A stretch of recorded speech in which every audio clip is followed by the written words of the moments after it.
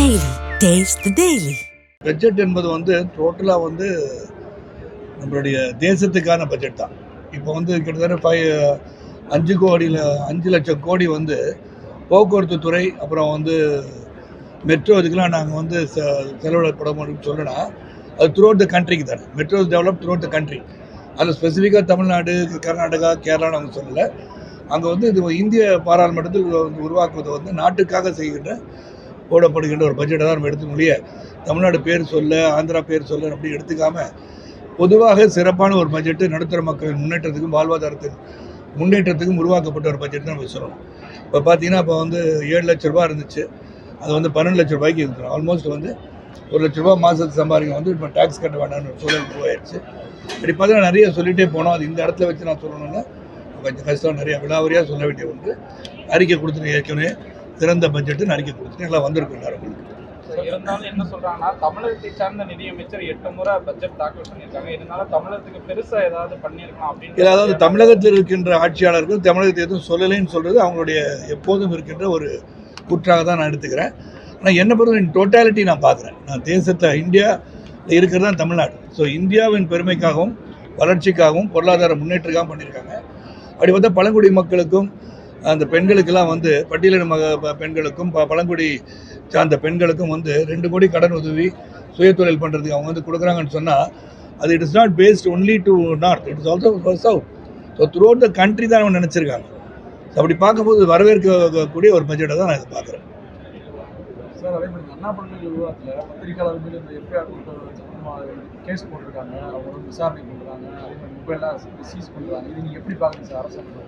இதில் first of all FIR leak it's a very big crime. என்னை பொறுத்த வரைக்கும் ஒருத்தர் கம்ப்ளைண்ட் கொடுத்துருக்காங்க, எஃப்ஐஆர் போட்டிருந்தாங்க. அந்த எஃப்ஐஆருக்கு அது வெளியே தெரியக்கூடாது. அது தெரிஞ்சதுக்கு தான் இப்போ பெரிய பெரிய ஒரு சர்ச்சை ஏற்பட்டிருக்கு.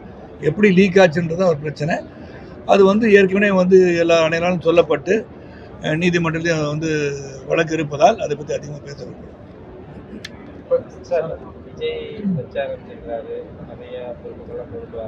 பொருட்கள் கொண்டு வராரு.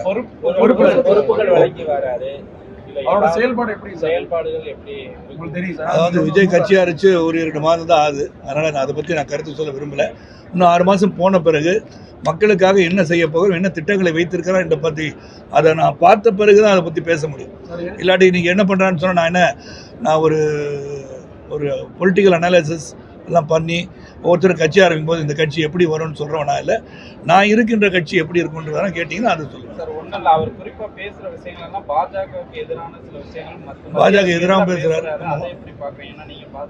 இல்லை, அது ஒரு கொள்கையாக இருக்க முடியாதுல்ல. நான் உங்களுடைய கொள்கை என்ன என்று சொன்னால் பாஜகவை எதிர்ப்பதும் திராவிட முன்னேற்றங்களை எதிர்ப்பதும் என் கொள்கை அப்படின்னு சொன்னால் அது கொள்கையாக எடுத்துக்க முடியாது. மக்களுக்காக நீங்கள் என்ன செய்ய போகிறீங்க? இப்போ இருக்கிற ஆட்சியாளர்கள், இருந்த ஆட்சியாளர்கள் மக்களுக்கு இன்னும் இதெல்லாம் செய்யலை, நான் புதிதாக திட்டத்தை உருவாக்கி செயல்படுத்த போகிறேன் என்று சொன்னால் அது கொள்கை. ஏன்னா அவருடைய பேச்சுக்கு நான் ஏற்கனவே சொல்கிறேன், அன்றைக்கே சொன்ன முரண்பட்டு இருக்கிறார். முதலுடைய மாநாட்டிலே அவர் என்ன சொன்னார்னா கவர்னர் பதவி இருக்கக்கூடாதுன்னு சொன்னார். அவர் கவர்னரை போய் பார்த்துருக்கார். அப்போ கவர்னரை பார்த்தது காரணம் என்ன அப்படின்னு பல பேர் என்னை கேட்டாங்க.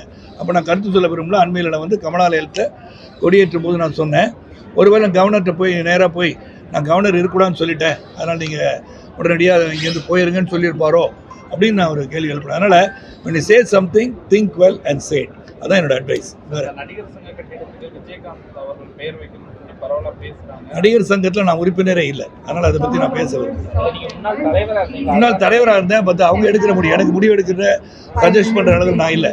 I'm not a member of Nadigar சங்கம்.